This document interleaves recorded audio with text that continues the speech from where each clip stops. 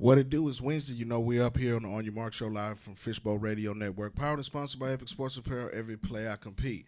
We're here to elevate and educate and get you right, man. Got a special guest in the house. I call him Coach JP, but he's Jordan Pugh from PPT Elite.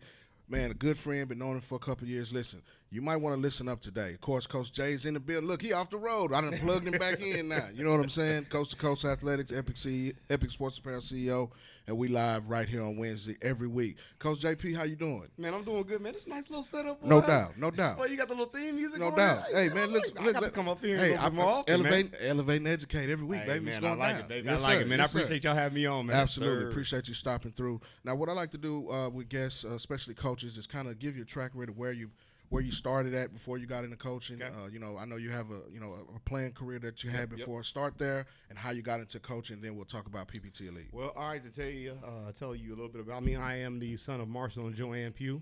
Two loving parents, man, that were hard on me, but now that I got kids, I understand now. No doubt. I get it. Grew up in Plano, went to Plano West Senior High School, played ball there, had scholarship offers coming out, ended up going to Texas A&M. Played 4 years there, was a 3-year starter there. Did what I had to do. Came out in the draft in 2010, was a 6th-round draft pick by the Carolina Panthers, pick 202. You never forget that. No doubt. I have a crazy draft story about that, but that'll probably cut into our time, man. That'd take me at least 10 minutes to go into that story. But, yeah, man, played 5 years in the league, played 2 with the Carolina Panthers, 2 with the Redskins at the time, and finished up with the New Orleans Saints. And then, man, just got into the coaching aspect. Never saw myself coaching, never wanted to be a coach, never thought about being a coach. I despise the coaching aspect, and look at what I'm doing now, right? Coaching. And I love every single bit of it, man. So that's just a quick little rundown of my history, man, kind of how I got into it, but I know we'll touch more on that. So, real quick, stepping off the field, Yep. stepping into coaching. Yes. Give me the biggest difference that you've seen in the transition from that, because that's a lot of things. Not every elite players can't coach, and vice versa. Some players, don't step into coaching right away. I think coaching is a gift. You know what I'm saying? And you have to have the right mindset when you go into it. Just speak on that a little bit. Man, let me tell you something. Boy, you want to get deep? Get deep. All right, let's get deep. All right, so look, so when I got done playing, you have to understand how my last year was crazy. So in 2013. All right, I ended up going deaf in my left ear, okay? Completely deaf. I still suffer with vertigo today, balance issues, that kind of deal. I had no idea at the time that when you lost your hearing controls your balance. Absolutely. Learn something new, right? Absolutely. So, you're going into that, you're in your last year, you're in your contract year. Man, I was finally named the starting safety, right? Everything is rolling. Memorial Day weekend, 2013, that's when I lost the hearing, okay? I didn't get cleared to participate and get back to camp or get back to Washington until 2 weeks before camp. No running, no nothing, all right? So, you get done playing, you finish up, end up getting picked up by New Orleans to finish out the career. And then, man, you just couldn't pass the physicals. You're going through all that. I mean, it was hard, right? Because you had this dream, you had this idea, this vision of what you wanted your career to finish. And I tell my kids all the time, the one thing that I hate the most is I don't hate the fact that I'm not playing. That doesn't bother me. What bothers me is the fact that I never got the chance to finish how I wanted to. That's what irks me every single time. All right, now, let's put a pin in that. So we start to transition out, right?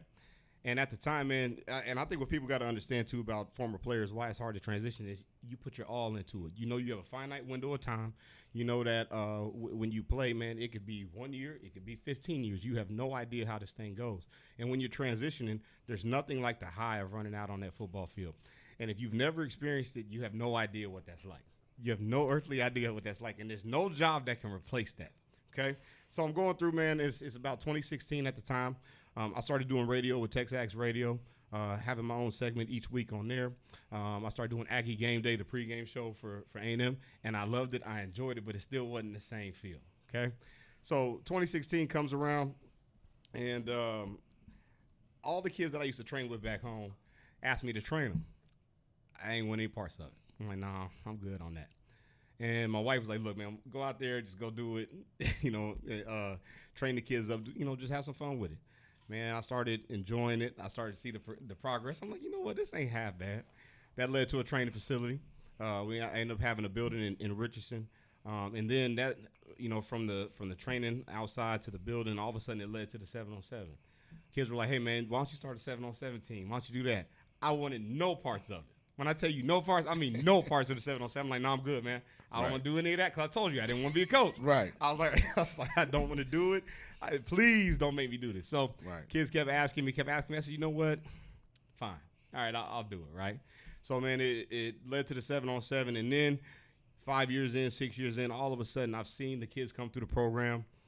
And I've watched guys that had supreme talent that are sitting at home. And I said, there is no way that you don't have a NAIA, a D3, something, a JUCO. How are you not playing somewhere? So in the spring of 2022, man, I finally decided that I was going to start my high school nationals team. So we call it Team PPT. And we play 2 games in the spring, 2 tackle football games in the spring. We play teams from all over the nation, and we do that in order to bridge the gap for the high school kids. We don't promise scholarship offers because if anybody promise you that, they're lying to you. Absolutely. Bold-faced lie. Absolutely. One thing I can do is I can put you in front of the right people. Right. Now, that's what I can do. Absolutely. We talk about that every week. And I know we're going to get deeper on that. Yeah. But, man, it was 2 kids in particular that made me start this team. 2, okay? Charlie Johnson and Ishmael Mahdi, okay? Mahdi, he's the running back at Texas State right now, killing it, okay? They came through the program, and I never forget, man, I used to send Izzy stuff all over the place. I would send it to Kansas State, Oklahoma. Everybody that I had connections with, I said, there's a kid at Plano East. I'm telling you, you need to be on this guy. Ball.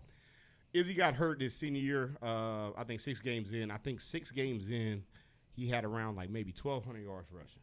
6 games into the season, man. I'm like, look, what are we missing here? He has the body type. He has the size. He's got the speed. Something ain't adding up, dog, right? And at the time, that's when the transfer portal was – it wasn't as big as it is today, but that's when it opened up around that 2021 time. So he ended up going, COVID. Yep, the COVID year. COVID. Yep, exactly. And then so he ended up going to Houston Christian. Goes to Houston Christian. I mean, balls out. Is up there with Shador Sanders with the Jerry Rice Award. I mean, killing it. Ends up transferring to Texas State this past season. One of the top rushers in all of college football. Just going ham. Then a guy named Charlie Johnson with the Plano West. Okay.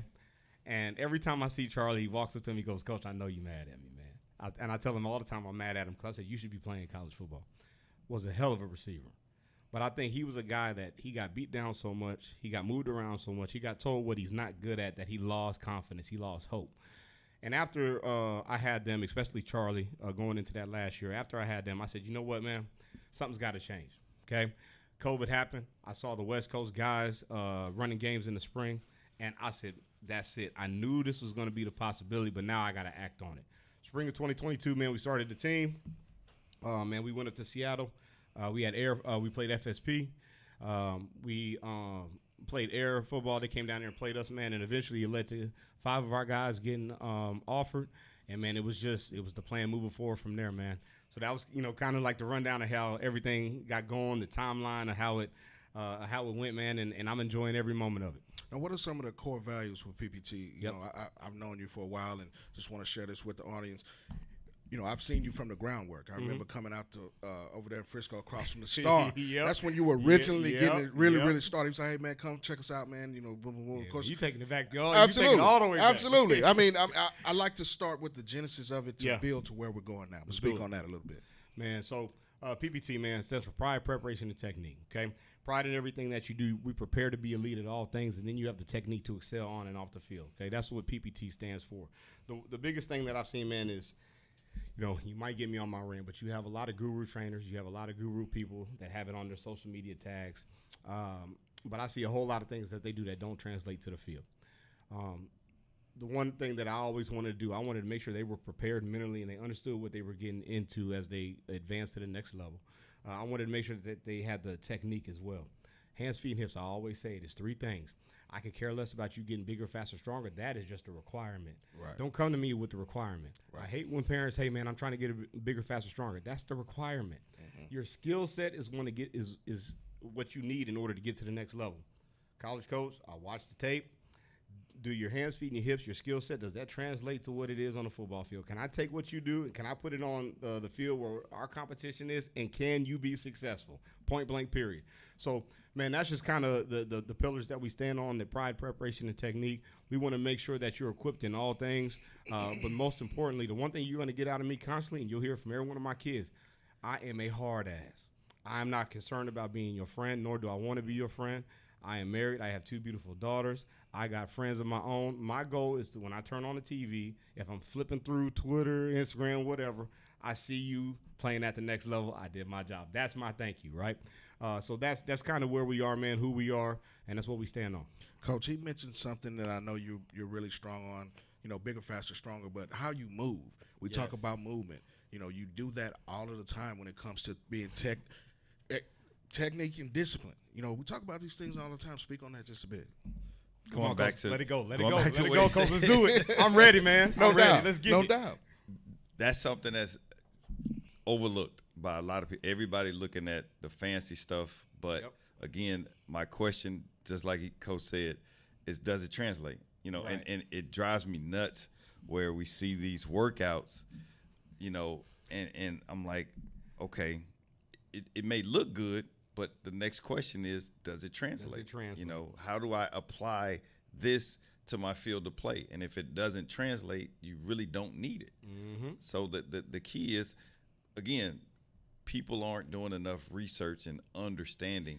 College coaches don't care about how much you can bench press. Nope. They don't care about how much you can squat. Nope. They care about your hips, your feet, your technique, and how, again, does it translate? Well, you're going to be in my strength program regardless. You're going to be in it so regardless. It is what it is, yeah. So we're going to make you bigger, faster, stronger. That doesn't matter if you can bench press 600 pounds right now. We can care less. Right.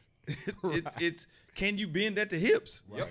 You know what I'm saying? How good are your hands? How explosive are you? Yep. Right. The things that we can't give you. Right. Do you have those? Right. Exactly. You know what I'm saying? What are your God-givens? Well, it's your hands, your feet, and your hips, those 3 things. A lot of people, so I tell a lot of parents, man, I look for those 3 things because you get a lot of kids that come in there that have good feet, but they can't bend. They can't get in and out. You got kids that have good hands, but all of a sudden they're slow in and out of the breaks.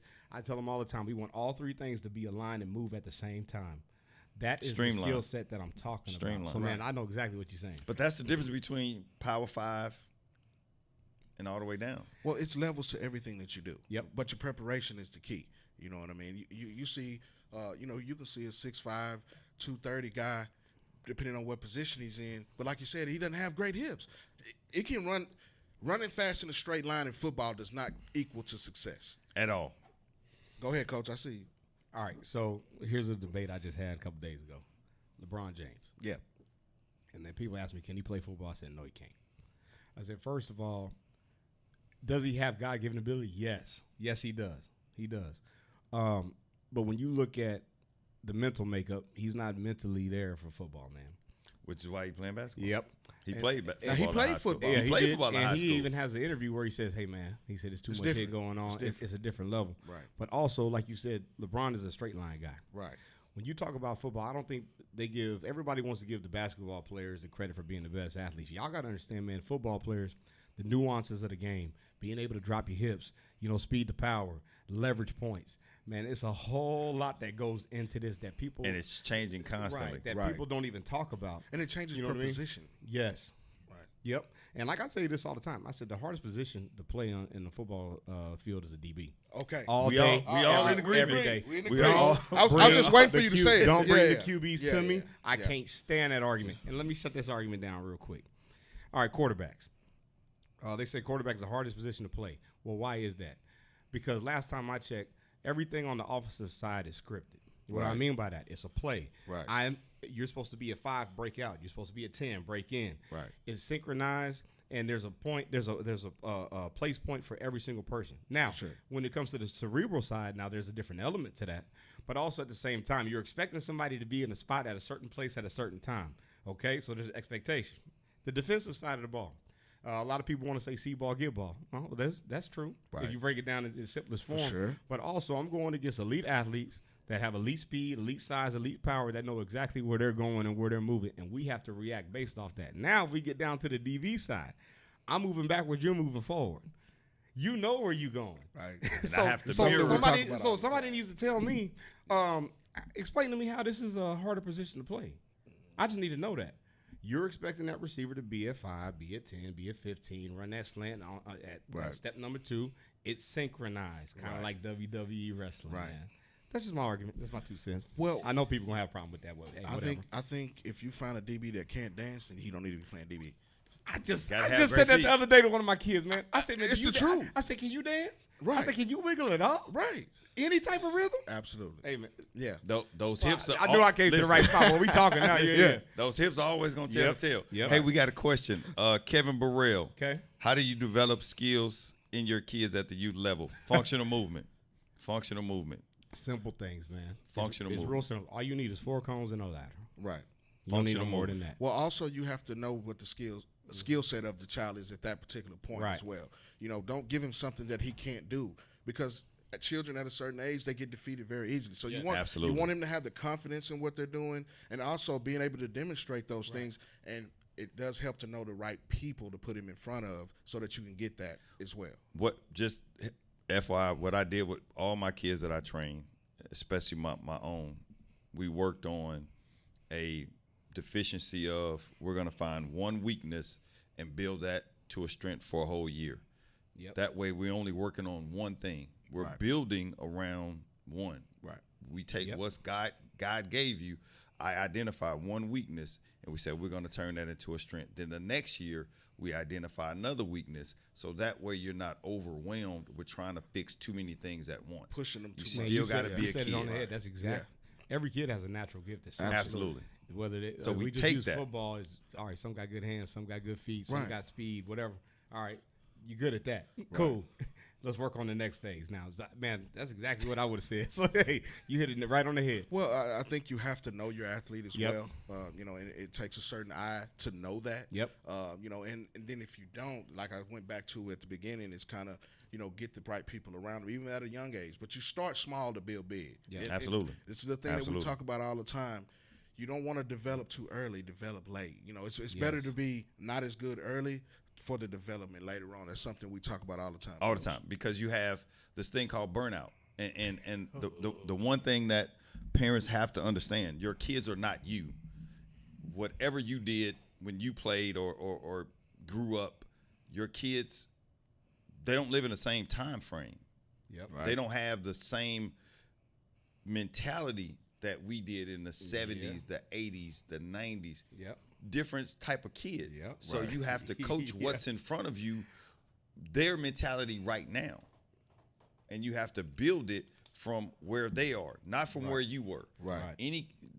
The coaches that coach from when they played ball, you lose a lot of kids now because they don't understand that. Right. They only Right. understand what you can give them now. So Yep. to me, the best coaches are ones that can. We are the keys that unlock the potential, but you have to pay attention to the lock. Right. Every lock is different, so you have to mold the key that's going to unlock every lock that's in front of you. Right. So number one, you got to be tapped in to what's in front of you. Right. Understand how they learn, the trigger points, and then coach them to that. Right. Right. So every kid in my house was different. I can't coach y'all the same. Right. So I got to learn you, and then develop a program that's going to help you for what you want, you for what you want, and the next and the next and the next. Absolutely. And it's the same thing with, team ball. If everything is a one size fit all, you're not going to help every kid. Right. Right. You're going to lose a lot of kids. Their development is going to be stagnant because you're not developing them to the strengths and weaknesses Right. of where they are and where they need Yep. to be. So it has to be a lot of individualized amongst the group. When you go to group settings, that's not training. That's fundamentals. That is group work. Right. You know what I'm saying? But the actual training part is me watching you, watching your weaknesses, and saying, hey, let's back that up. I can't do that if it's 20 people. Right. Right. I can't watch 20 people and say, okay, every last one of y'all, you did something wrong. Your toe was down, blah, blah, blah, blah, blah. So we're going to have the group work because Right. that's teaching everybody how to work together. But now Right. let's individualize it, right, so I can see you. Right. That way I know what your hips are doing, what your toes aren't doing, and then we can work to that. Can you take what I taught you and apply it? Apply it. Yes. Because again, application is everything. Yeah, you got to activate it. I always tell my kids, if you can't teach it back to me, you don't know it. I see a lot of DB drills, but then I turn around and see a lot of one-on-ones. Right. And it don't look the same. It don't look the same. That's all I'm saying. Right. It don't be. That's all I'm saying. And again, here's why. And not saying, good or bad about anybody, but if your kid doesn't have the IQ to be able to tell you what they're feeling, and this is why I always tell parents, people think I'm crazy. No, you're not. When I say for me training kids, it's a lot of communication because I want you to be able to tell me what I'm teaching you so I can slow it down to make sure you understand it. Because if you can't give it back to me, guess what? You don't take ownership of it. Right. If I'm just telling you do this, you're a robot. And then it's also like I do too. Tell me why you saw that. Tell me why you did that. Right. Because now you got to. I'm teaching you got as to well adjust. because now I need you to learn how to make the adjustment. But that's the ownership Be on the fly. part. There you go. Yeah, right. That is the ownership part. If you don't know what your body is telling you, number one, you don't own you. Right. I own you. Exactly. Right. As a person outside. So I I always want to make that mind-body connection. Right. Yeah. And again, people are always like, oh man, that's crazy stuff. But okay. Cool, but that's why my kids move different. Right. It's just fact. It is what it is. Well, listen, we're going to pause for a second. Thank our sponsor, Epic Sports Apparel. Listen, every player compete. That's the mentality we have. And shout out to a couple of people that are listening. Kim Francis, Bryson Kalua. Shout out to my guy, Greg Hammer, one of the best in the business. The best. Listen, shout out to J-Mac tapping in with us and Kevin Burrell for that great question. Absolutely. And listen, man, the On Your Marc show is here to elevate and educate you, man. Click on that link in the chat, man. That's to donate to keep us going, man. Shed a little light. Listen, we got some of the best in the game that come in and share these type of ideas and things with you. We want to educate and elevate you and activate your process. This is for parents and players in the recruiting processes, which we're going to switch gears. So the big thing I want to ask you first, the recruiting process from the time that you came out of high school now to what you're helping your players now. Yep. Tell me and share with parents how it's different now, because it's a different game in recruiting. Nothing is written in stone. And, you have to take it for what it is right now. Well, it's night and day. All right, so if Marshall Pugh was up here, he'd be like, if they're good, they're going to find you, son. That's old school. And at the time, it was true. You know what I mean? But the way, man, it's changed from when I was high school to now. It's almost you have to create the opportunity for yourself because people got to understand that opportunities are few and far between now. I don't think that, to your point with the education piece, the parents have educated themselves enough on what this transfer portal is doing to the high school athlete. They've got to understand that the guys that are getting the offers are the elite ones throughout the country. I think, too, that parents don't understand that it's not just your child and how good he is in his district, in his area, in the city, in this region, or in the state. You got to understand that people are recruiting nationally. Then on top of that, you got the transfer portal where guys who have been in school 1, 2, 3 years, they're mature, they understand the academic calendar, they understand the weight room, they understand the transition from being at home, are now filling up roster spots. So as a high school athlete, I have to be better than the third-year guy who's transferring. I got to be better than the JUCO guy. I got to be better than the prep school guy, and I got to be better than my own peers in my own region, not even including the nation. Right. Parents ain't understanding that. So what's the point? I think in recruiting, you have to be able to create exposure for yourself, or in another way of putting that, you got to be able to create opportunity for yourself. And I think the key word is opportunity. The problem that I've seen in my experience is parents want to come and they want an instant gratification, an instant offer, instant this. It don't work like that. And regardless of whether you see it or not, it don't work like that. It don't work like that, man. Right. And I think, you have a lot of kids that, I think that social media is a great thing. I think it's also hindered and made a lot of people ignorant to how You things have to really know how operate. to use it, though. Exactly. Yeah. And so, man, I think that the way that everything moves now, and you've heard this 1,000 times before, it's not what you know, it's who you know. And I think being able to use your contacts, people to use the people that you know that have the different relationships, that's going to be key. Not only that, man, just being able to operate in a position where you can create the opportunity for yourself and to get in front of the right people. Look, the high school is good, but I think people got to understand that the high school season is not going to give you what it used to give you. I think that the 10 to 12 games to possibly 16, if you go to state, that's nice. That's really cool. But if you ain't on that recruiting calendar by January of the following year, look here, man. You need to think about NAI. You need to think about JUCO. You need to something. And that's just the reality of the situation. And I think people don't understand that. That's where the game has changed. Right. And if I'm a college coach, I would do the same thing. Right. Hey, man, I'll take about 5 of these kids out of high school. You better be that guy, though. Right. When I turn that film on, you better be that guy. Right. And I think they gotta understand that. The one of the rules that I heard from a few of the guys that I've talked to at the college level is the 60-20-20. That's what I've heard. Some say 70-30, depends on the school. Right. 60% college transfer, 20% grad transfer, 20% high school. What does that mean? That translates to anywhere from 5 to 10 kids that are getting offered high school scholarships out of high school. Right. Parents, I think you need to understand how that works. There used to be 25 scholarships that go to high school kids, maybe 2 to JUCO. It don't work like that anymore. Might not be more than 10 now. And 10's pushing it. That's what I say. Anywhere, I gave you a range, 5 to 10. I need you to hear that. And that's Power 5. So let's make sure we understand that. Right.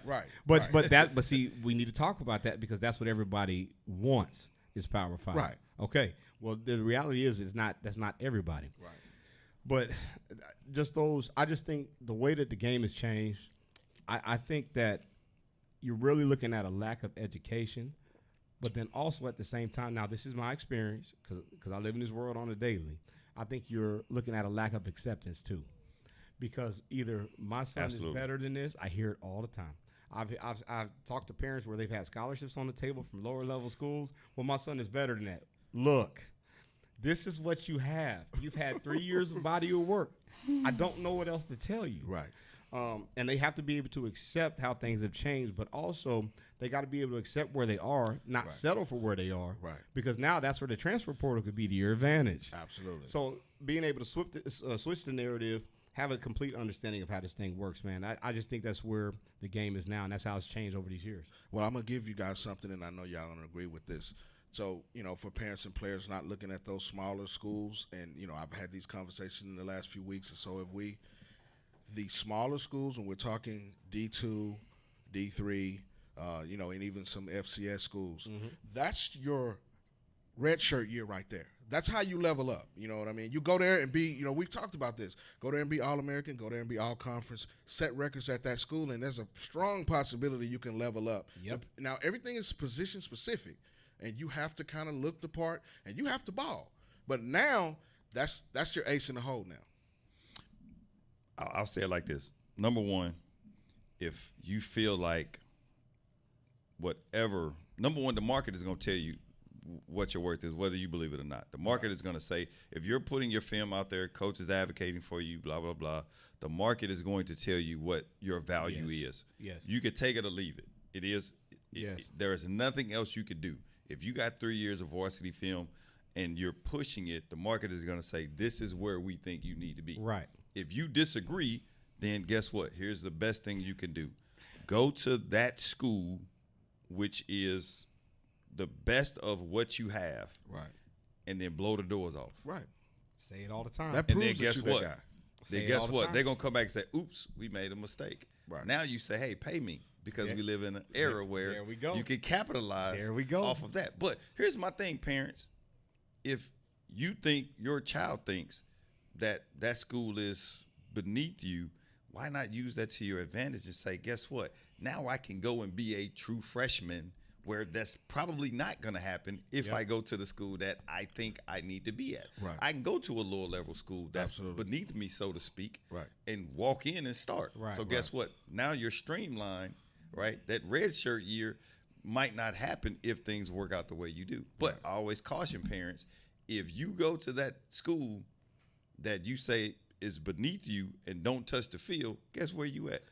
Where you need to be. Well, you got to look at it like this. When you're in high school, you're outside of the building. So right now we're in a building. This building has however many floors to it, let's say 10 floors. Mm-hmm. And a lot of the times the parents are like, well, I'm better than that. I should be inside the building. But that's only because they're looking at it from a lens where you're looking in your local. You're not looking national. And I tell them all the time, I said, well, the first step is why not get on the first floor?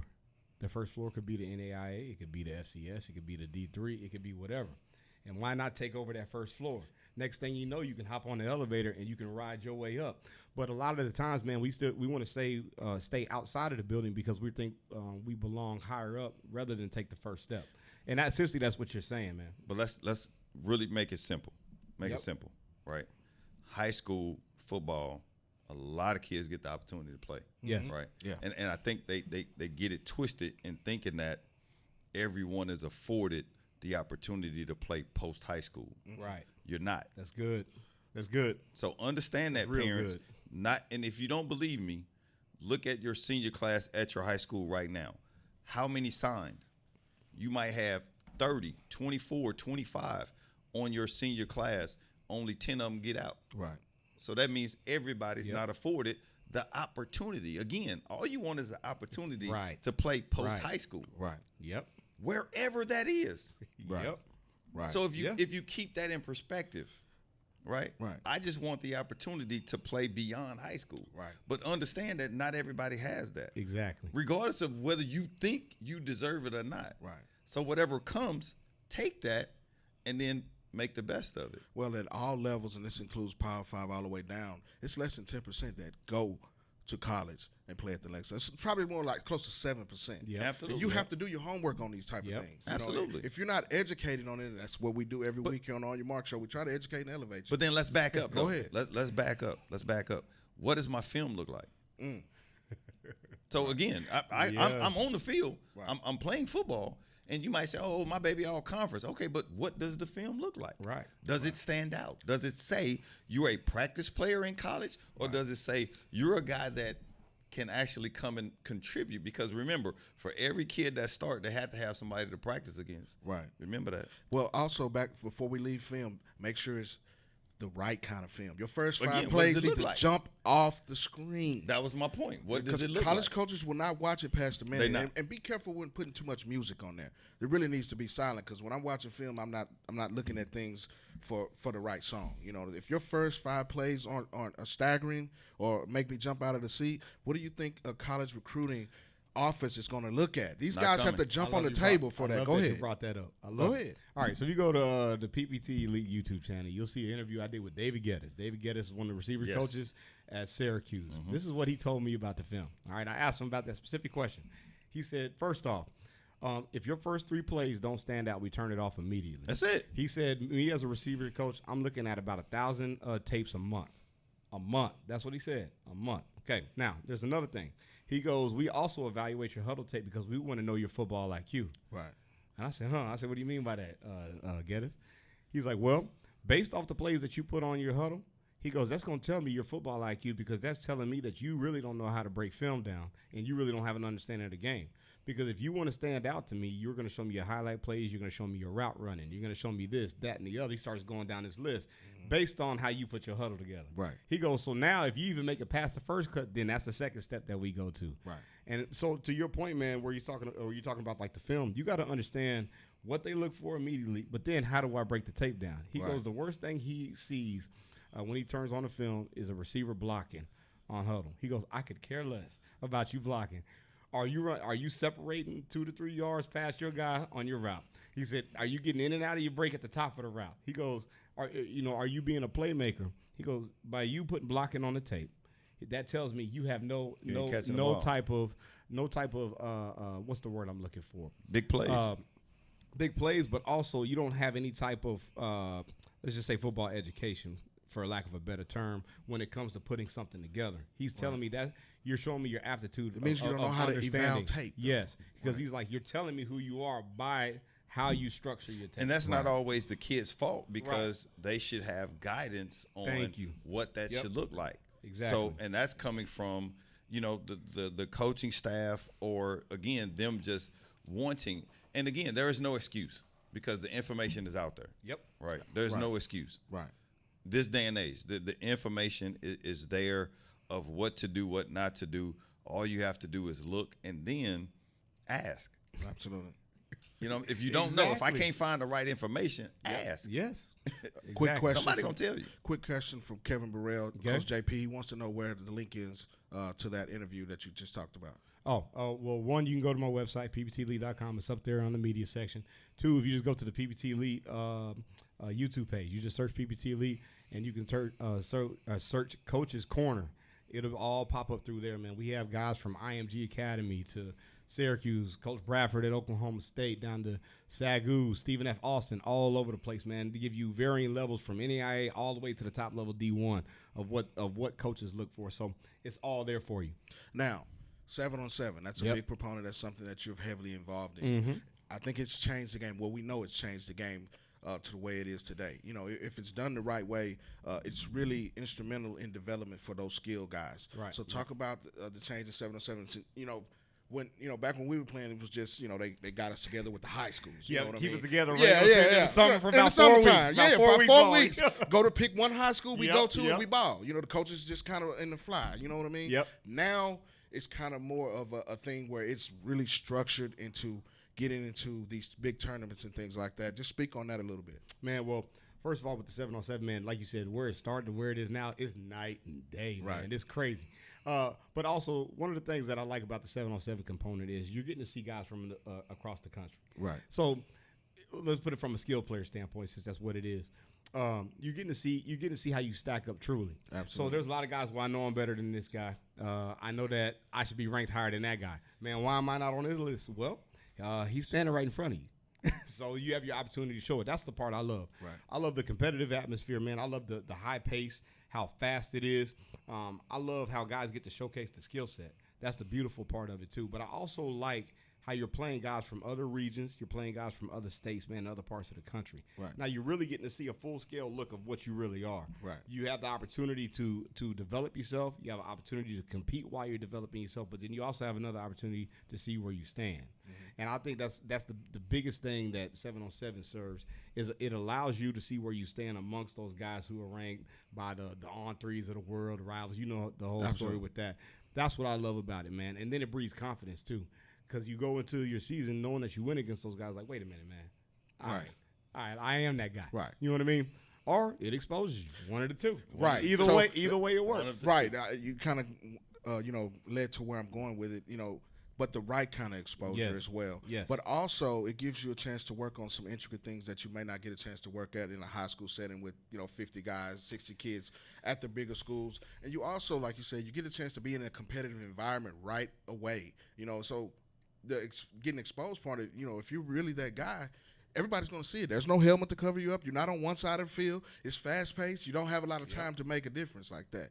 But with you having one of those organizations that's been, thorough and on the forefront of this thing here in the last few years in the state of Texas, talk about some of the things that you do off the field. I think that's a proponent that, maybe 7-on-7 gets this bad rap that, these – they've been called street agents, which is not the case. There's Definitely nothing involved not. in that. Right. And, with you being involved Definitely with the not. community and, very close, and I've seen you interact with your players, coaches, and families, that PPT brings that environment. Speak on that just a little bit. Well, I'm glad you said family. So one of the things that makes us different is how we hold the families accountable. So I tell every parent that comes through the program, listen, you will be held accountable, especially if your son can't drive, you're late, this and that, me and you going to have a meeting. Right. Because the parents need to know that you're involved in this too. Absolutely. And a lot of the time, man, the kids are the reflection of the parent. Absolutely. So if I can get to the parent first, I know I can get to the kid. That's the first thing. One of the things that we want to do that we always strived ourselves on is always giving them a sneak peek of what the future looks like. I like to say the sneak peek into eternity. That's what I like to say. That's just my little phrase. That's what I do. I do that just from a biblical reference, right? And whether that's bringing in coaches, whether it's taking them on visits, whether putting them on college campuses, having guys, former players that I know that I'll be the coach or play with come in and talk to them. I want them to see what the future looks like because I want you to know that you can grasp it, but I need you to also understand the type of work it's going to take to put in. We just don't want to be one of those teams that just come out there, we play, we show up, hey, man, here's your uniform over there. We don't do any practice. We don't roll like that. We practice the skill set. We work on the development, but most importantly, we work on the mental aspect of it. We always challenge you. We always ask you the questions. We always ask you what you saw. We make you understand the formations. We make you read defenses. We make you understand concept routes on defense. It's not just show up and play. It's, man, look, if we win, cool. If we lose, cool. But when I show up on Friday and I'm at your high school game, did what we teach you translate to what it is on Friday night? And we can verify that, That parents. is what we are here for, Yeah. okay? Now, don't get it twisted. We want to have fun. We want to do all the backflips and all that. Don't get it. Like, that's part of the game. And to an element, you have to have a little bit of that element in there. Right. But also at the same time, man, if you're not striving to go next level, if you're not striving to see yourself at the top, see yourself in the NFL, see yourself playing for a long period of time, then you're just not a good fit for us. Right. We're not interested in collecting 4 and 5 stars. We're not interested in having guys just show up and play. That stuff drives me nuts. We want you to be a part of the program because we want to know that we had a hand in helping you build out just what you wanted to accomplish. Mm-hmm. And that's why it's important, parents, to understand, again, your kid and then where your kid fits, whether it's high school, 7-on-7, what's going to fit and help your kid grow. And asking questions and understanding the coach's mentality from whether it's high school or whatever it is. Those are great things to know. Is this a fit for my kid, and does my kid fit, and can he benefit from that?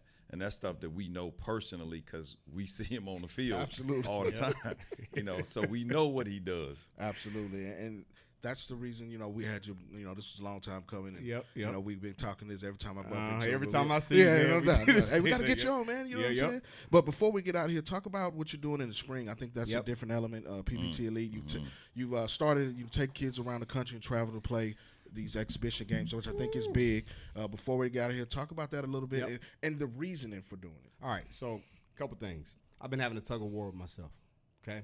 I've been having a tug of war with myself because I've just, like I told you earlier when you asked me about the program, I've been seeing a lot of kids come to the program, man, that just, I know that they have the ability. But, man, in the past few years, I've watched a lot of kids lose hope. And I'm telling you, man, that pulls at me in a different direction. You're watching guys get signed. You're watching them ask you for help. You're watching them say, like, man, do you really think I can do this?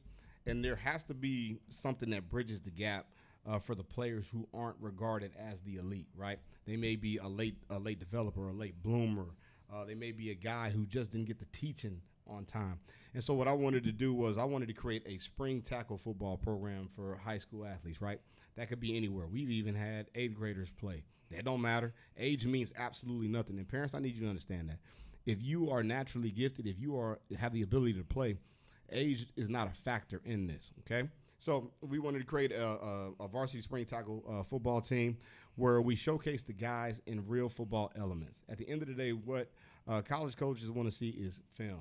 That's what they want to see. They want to see you strapped up with a helmet, shoulder pads on, and they want to see you going against other elite talent to evaluate that. So what we did was we put that together. We played 2 games in the spring. We play against other 4 and 5 stars across the country, and that's one of the fastest ways and best ways to get evaluated is when you're going against competition that is already highly regarded or highly recruited. That helps elevate your stock, especially if you perform well. We do that always late spring around April and May.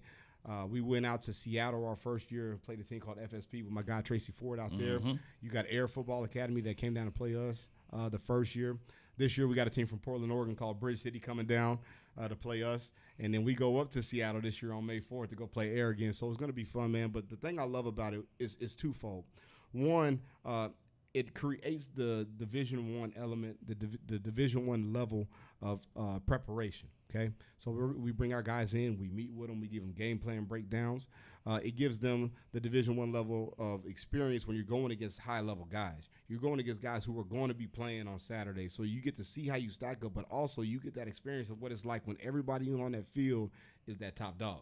Right. Then the other thing I like about it, too, and I love about it, is when we travel out, man, we get on that plane, we go stay in the hotel, and you get to simulate what it's like to be on the road. When you're on the road, right. You're traveling. You're going to a hostile environment. There's fans talking crazy about you. That's the fun part about it. And, man, it's just interesting. If I was a high school coach and I had the opportunity through the UIL, through TAPS, through SBC to play games, I would play games in the spring during the 6-week window of time where coaches are allowed to be on the road recruiting. The way college football recruiting is changing, listen to me, is the early signing window is messing up the high school recruiting period. It's speeding everything up by a year, basically 2 years now at this point. Yep. Why would you not play games in the spring when they have their undivided attention on the future class? Doesn't make sense to me. Now, I understand that they have their recruiting departments. They got their guys, that they scout for advance. That's cool. But at the end of the day, man, get your talent seen and get it in a game atmosphere. When they come out to spring ball, they come out to the school and you guys are just practicing. Right. That's cool. Okay, well, all right. He has the eye test. Okay, he passed that. All right, that's cool. I'm really not getting to see him move and really do anything like I want to, but let me check back in, and hopefully, if nothing shakes out in the transfer portal and all that, we may swing back around. Right. And man, we wanted to bridge that gap. We want to be able to offer that opportunity when they're on the road. They have their undivided attention. They're looking for the next crop of guys. You're looking for that one hidden gem. You're looking for the guy that nobody else is looking at. Man, we want to be able to afford that opportunity to watch you, to have them watch you in live game action. Right. And I think that's where the space is moving. I've been saying this for about 2 or 3 years now, is that parents and players are going to start moving away from the high schools. Right. And I think the faster that these parents accept that and realize that, they're going to be able to create more opportunity for themselves. Right. And then, now, you go down a whole nother pathway with the NIL, branding, all that type deal. But at the end of the day, man, you want to create opportunity to get into the school first. Absolutely. So that's what we're doing. What we do, we're here to bridge the gap. And, man, it's been going well. We're in phase 2 now, steady building. I can't wait to see what it looks like 3-4 years from now. Give me the dates on when that's happening. I know we've talked about it for us to come and do some work over there as well. Yep. April 27th is the first game we play in Plano over there at Clark Stadium. Right. April 27th, 2 o'clock, we play Bridge City. And then May 4th, we head up to Seattle. We play air football out there. We'll be taking a visit at University of Washington out there, doing all that, giving the kids the best experience. But, yeah, man, we're going to line it up, strap it up, and get it on, man. Well, listen, that's what it's all about, man, and that's the reason I wanted to have you come on. Yeah, go right ahead, real quick. And I want to get your opinion on this. Go ahead. It might be a little controversial. I just want to say one thing. Go ahead. I'm all for the transfer portal. Okay. I think it's a really good thing. I do too. But for the kids that transfer 2 or 3 times, I don't know how much that's helping them. Here's why I say that. And I say this to parents. When I went to Texas A&M, I played football at A&M for 4 years. I built certain relationships, but I built a rapport. Right. Okay? When I got done playing, we talked about that transition. Mm-hmm. By having myself attached to a university, I was able to do the cover 2 with Pugh portion of Texas Radio. I was able to have the Aki Game Day experience. I was able to do the post-game radio. I was able to be introduced to the SEC network because I had a connection to a university. One of the things that I worry about, and I hear from a lot of my guys who are in college now who are transferring, is, man, I really hope you don't burn that bridge with the connection. Mm-hmm. Now, I think the transfer portal is a good thing because there are some guys who just need the opportunity to be seen, and you could just elevate and you could do whatever. Now, I'm not saying that. But, man, especially the way that things are going now, I don't know if they approved the unlimited transfer yet. Do you know if they approved that yet? No, not yet. Okay. Not yet.